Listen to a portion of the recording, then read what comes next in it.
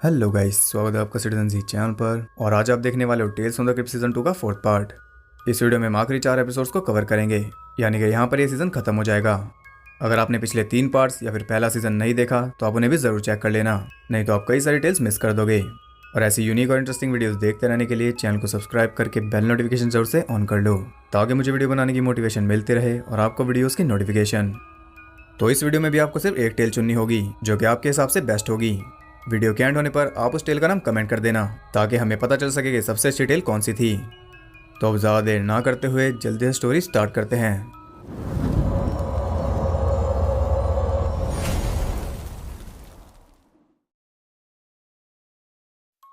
15 tell का नाम है म्यूट विटनेस टू मर्डर।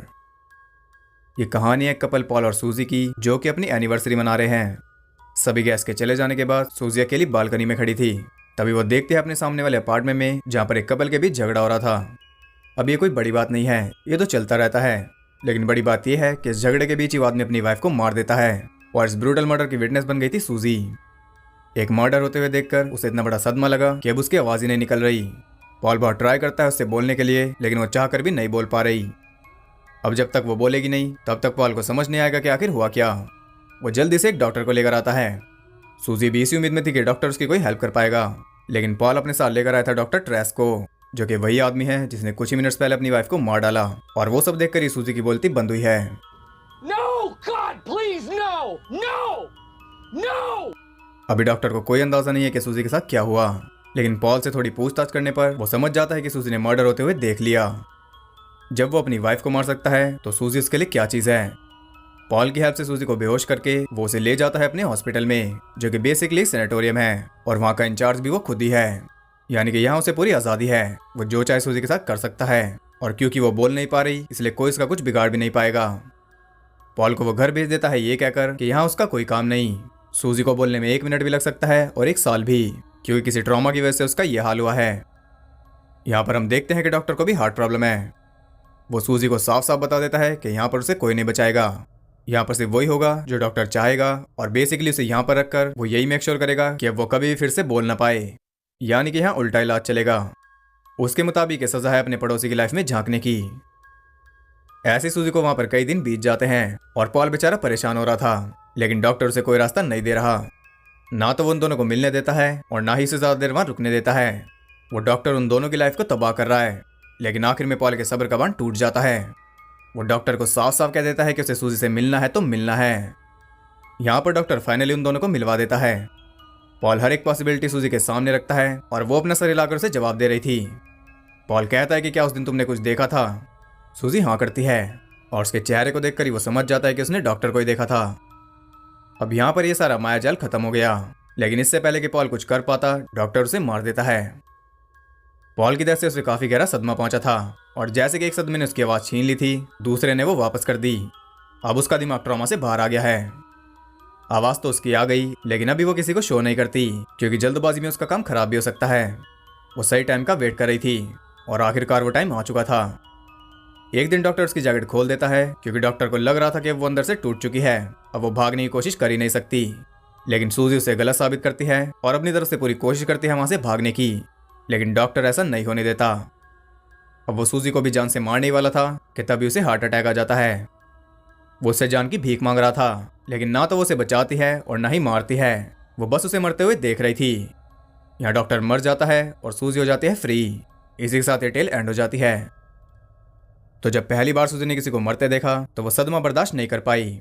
जब उसने दूसरी बार मर्डर देखा तब भी उसे सदमा लगा, लेकिन वो किसी तरह सह गई।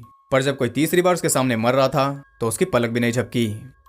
अब डॉक्टर उसे सजा इसलिए दे रहा था क्योंकि सूजी उसके घर में झांक रही थी। मान लो अगर गलती से डॉक्टर हमारे यहाँ आ गया, फिर इसका क्या होगा। तो ये थी 15 टेल। 16 टेल का नाम है टेलीविजन टेरर। ये कहानी है हॉटन की, जो कि एक लाइव शो का होस्ट है, और इस बार के एपिसोड के लिए वो जा रहा है रिटर हाउस में, जो कि हॉन्टेड है। लोगों का कहना है कि उस घर में एडा रिटर नाम की एक बूढ़ी औरत का भूत रहता है, जिसने जिंदा रहते हुए कई सारे बूढ़े आदमियों का मर्डर किया था, वो भी इसी घर में। आज हॉटन इसी मिस्ट्री को सॉल्व करेगा। अब वो भूतों पर यकीन नहीं करता और उसे पूरा यकीन है कि सब लोगों की फैलाई हुई बकवास है। उसे बस थोड़ा सस्पेंस बनाना है और थोड़ा ड्रामा करना होगा टीआरपी के लिए। थोड़ी और हाइप बनाने के लिए उन्होंने एक साइकी को भी बुलाया है, जो कि बीच बीच में अपनी एडवाइस देता रहेगा। अब अपने कैमरामैन ट्रिप के साथ हॉटन जाता है अंदर और एक 5 साल से अबैंडन पड़ा घर जैसा दिखना चाहिए वो बिल्कुल वैसा ही दिख रहा था। उसके अंदर एक अजीब ही तरह का सन्नाटा था। अब क्योंकि ये सब लाइव चल रहा है इसलिए हॉटन दिखा रहा है कि वो कितना ब्रेव है, लेकिन 2 चूहों को देखकर उसका दिल रुक जाता है। वो यही उम्मीद कर रहा था कि चूहों के अलावा यहाँ और कुछ ना मिले। घर की छानबीन करते हुए वो पहुंच जाता है बेसमेंट में, जहां पर दीवार के पीछे से 12 आदमियों की डेड बॉडी बरामद हुई थी। इतना सब कुछ दिखाने के बाद भी उनके शो की रेटिंग्स नहीं बढ़ रही। चैनल चाहता है कि हॉटन कुछ खतरनाक करे। अभी हॉटन सोच रहा था कि उसे क्या करना चाहिए कि तभी उन्हें ऊपर से किसी की आवाज आती है। ऐसा लग रहा था जैसे कोई बूढ़ा आदमी रो रहा हो। हॉटन जल्दी से ऊपर पहुंचता है क्योंकि अब उसे कंटेंट मिल चुका था, लेकिन कंटेंट के साथ उसे कुछ बोनस भी मिलने वाला है। अचानक उन्हें पानी की आवाज आने लगी थी, जबकि 5 साल से उस घर की सारी यूटिलिटीज बंद हैं। वो जगह रेगिस्तान जितनी सूखी होनी चाहिए। हॉटन चेक करता है और देखता है कि एक बूढ़ा आदमी आराम से अपने खून में नहा रहा है। हॉटन जल्दी से ट्रिप को बुलाता है, लेकिन ट्रिप को वहां कुछ भी नहीं दिखता। शायद हॉटन ही ट्रिप हो रहा है, ऐसा चैनल वालों को लग रहा था। लेकिन अचानक से उस घर की सारी चीजें हिलने लगती हैं और सब कुछ तहस नहस हो रहा था। मजे की बात यह है कि यह सब लाइव चल रहा है और इसे करोड़ों लोग देख रहे हैं। यहाँ हॉटन की जान जा रही थी, लेकिन चैनल वालों को तो कंटेंट चाहिए। अचानक से इनकी टीआरपी आसमान छूने लगी थी। उन्हें फर्क नहीं पड़ता कि हॉटन ये कैसे कर रहा है, वो बस चाहते हैं कि हॉटन ऐसा करता रहे। यहाँ वो साइकी की सलाह लेते हैं और वो बताता है कि जिस घर में ऐसी वारदातें होती हैं वहाँ की दीवारों में ये सब कैद हो जाता है और दीवारें बार बार उसे रिपीट करती रहती हैं। Sounds creepy, right? अब इतनी एक्सपर्ट एडवाइस लेने के बाद हॉटन उसे पूछता है कि क्या वो खतरे में है। साइकी कहता है कि खतरे में तो तुम उसी वक्त चले गए थे जिस वक्त तुमने उस घर में पैर रखा था।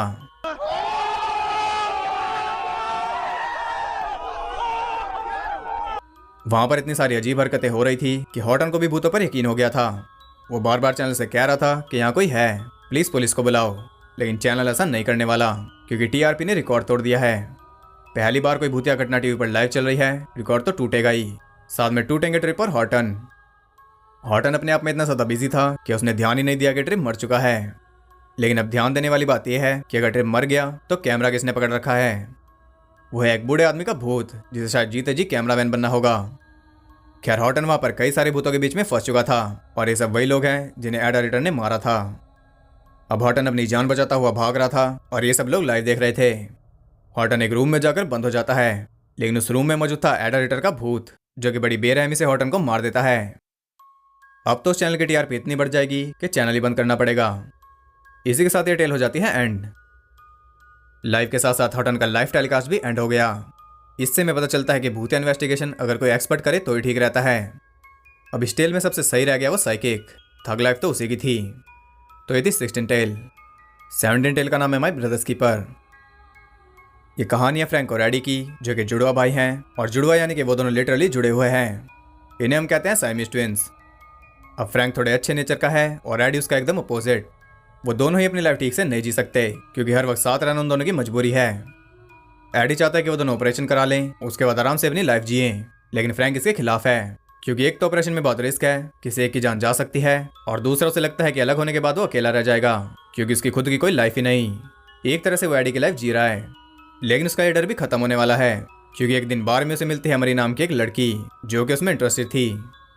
सब कुछ एकदम सही जा रहा था, लेकिन जैसे उसे पता चलता है कि वो दोनों जुड़े हुए हैं, वो वहां से भाग जाती है। यही है फ्रैंक की चिंता। जहां भी वो जाते हैं लोगों को डरा ही देते हैं। इससे छुटकारा पाने के लिए वो जाते हैं एक डॉक्टर के पास जो कि इनका ऑपरेशन करने के लिए तैयार था, लेकिन इस ऑपरेशन में उनके बचने के 50% चांसेस थे, यानी कि या तो वो दोनों अलग हो जाएंगे या फिर दोनों ही मर जाएंगे। अब फ्रैंक को दिख रहा था कि उनके मरने के 50% चांस हैं और एडी को दिख रहा था कि 50% चांस है उनके जीने के, लेकिन जब तक वो दोनों राजी नहीं होंगे तब तक ये ऑपरेशन नहीं हो सकता। एडी फ्रैंक के पीछे पड़ा है ताकि वो राजी हो जाए, लेकिन वैसे ही खुश है क्योंकि उसके पास मरी का फोन आता है और वो उससे माफी मांग रही थी। वो दोनों अगले फ्राइडे पर मिलने का प्लान बनाते हैं। फ्राइडे आ जाता है और फ्रैंक ने पूरी तैयारी कर ली थी, साथ में एडी ने भी। कोशिश तो वो बहुत करता है उन दोनों की डेट खराब करने की, लेकिन कोई फायदा नहीं होता। वो दोनों खुश थे। अब वो दोनों मिलने लगे थे, लेकिन उनका मिलना थोड़ा मुश्किल था। वजह आप समझ ही सकते हो। ऐसा लग रहा है जैसे मरी खुश नहीं, लेकिन यहाँ हमें पता चलता है कि वो फ्रैंक से कोई प्यार नहीं करती, वो सिर्फ नाटक कर रही है क्योंकि ये सब प्लान है एडी का ताकि फ्रैंक ऑपरेशन के लिए राजी हो जाए। उसने मरी को हायर किया है और मरी काफ़ी अच्छे से अपना काम कर भी रही है। वो अपसेट होकर वहाँ से चली जाती है और उसके जाने के बाद उन दोनों भाइयों में होता है झगड़ा। अब हेट इतनी बढ़ चुकी थी कि दोनों में से कोई एक दूसरे के साथ नहीं रहना चाहता। फ्रैंक ऑपरेशन के लिए तैयार है, वो पेपर पर साइन करने ही वाला था कि तभी वहां पहुंच जाती है मरी। वो एडी का सारा भांडा फोड़ देती है और कहती है कि अब उसे सच में फ्रैंक से प्यार हो गया। अब एडी का प्लान बिखर रहा था, इसलिए वो जल्दी से एक्शन लेकर मरी को मार देता है। इसके बाद वो खुद ही पुलिस को कॉल करके बता देता है कि उसने एक मर्डर कर दिया, क्योंकि उसे पता है कि जेल होगी तो दोनों को होगी। अपने साथ साथ वो फ्रैंक की भी लाइफ खराब कर रहा है, लेकिन फ्रैंक ने भी अब बहुत सह लिया। वो सुसाइड कर रहा था, क्योंकि अगर वो मरेगा तो एडी भी मरेगा। यहाँ उसने एडी को ही आउटस्मार्ट कर दिया, लेकिन प्लान उसका काफ़ी बड़ा है। वो दोनों बेहोश हो रहे थे और बेहोश होने से पहले फ्रैंक उन पेपर्स पर साइन कर देता है। जब एडी को होश आता है तो वो हॉस्पिटल में थे। वो दोनों ही बच गए, लेकिन अब उन्हें जेल में जाना पड़ेगा। और एडी बहुत खुश है कि फ्रैंक का प्लान फेल हो गया और उसका कामयाब, लेकिन वो एकदम गलत है, क्योंकि जेल तो वो जा रहा है और वो भी अकेला। उनका ऑपरेशन हो चुका है। एडी की सारी होशियारी धरी की धरी रह गई। अब यहाँ हम एक और चीज़ नोटिस करते हैं कि अलग होने के बाद उन दोनों के बिहेवियर ही बदल चुके हैं, यानी कि एडी बन चुका है गुड गाय और फ्रैंक बैड गाय।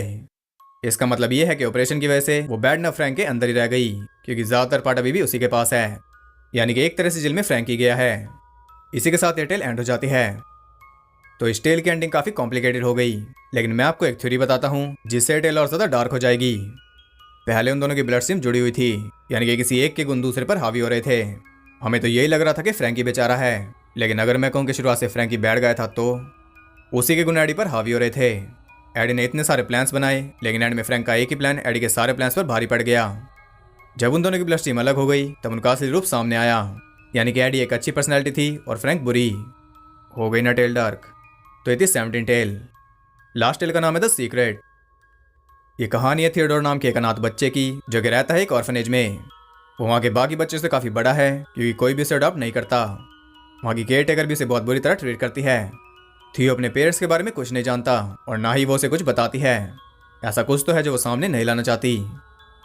खैर एक दिन एक अमीर कपल जिनका नाम है द कोलबर्ट्स, वो थियो को अडॉप्ट कर लेते हैं। यहाँ फाइनली उसे एक फैमिली मिल गई और सभी बच्चे उसके लिए बहुत खुश हैं। उन्हें अलविदा कहकर वो चल देता है अपने नए घर, जो कि एक मैंशन था। अब उसके पास एक बड़ा रूम है और ढेर सारे खिलौने भी। यहाँ वो बहुत खुश रहेगा, लेकिन तब जब उसकी नई फैमिली से कोई बात करेगी, क्योंकि घर आते ही वो थियो को उसके रूम में बंद कर देते हैं। यहाँ कुछ तो गड़बड़ है। अगली सुबह उनका बटलर टोबास थियो के लिए ब्रेकफास्ट लाता है और बता देता है कि कोलबर्ट्स तो सारा दिन काम पर रहते हैं, उसकी देखभाल टोबास करेगा। आप देख सकते हो कि थियो को बहुत अच्छे से ट्रीट किया जा रहा है। जो वो मांगता है उसे मिलता है और टोबास उसका बहुत ध्यान रखता है। थियो वहाँ पर पूरा एंजॉय कर रहा था, लेकिन एक कमी है, उसके नए मॉम डैड उससे मिलते ही नहीं। एक रात फाइनली वो अपने लॉन में घूम रहे थे, तब थियो उनसे कहता है कि क्या वो कहीं घूमने जा सकते हैं। कोलबर्ट्स कहते हैं कि वो जरूर जाएंगे। ये सुनकर थियो बहुत खुश हो जाता है, उसे और क्या ही चाहिए था। हम देख सकते हैं कि कोलबर्ट भी उससे बहुत प्यार करते हैं, शायद उन्हें सच में ही टाइम नहीं मिलता। वो थियो को बताते हैं कि वो उसके लिए एक सरप्राइज प्लान कर रहे हैं, जो कि है एक सीक्रेट। अगले ही दिन थियो को ऑर्फनेज की याद आ रही थी कि तभी कोलबर्ट्स के पास पहुंच जाते हैं, वो भी एक केक लेकर। ये थियो का बर्थडे सरप्राइज था। वो सब तो ठीक है, लेकिन आज तो थियो का बर्थडे है ही नहीं।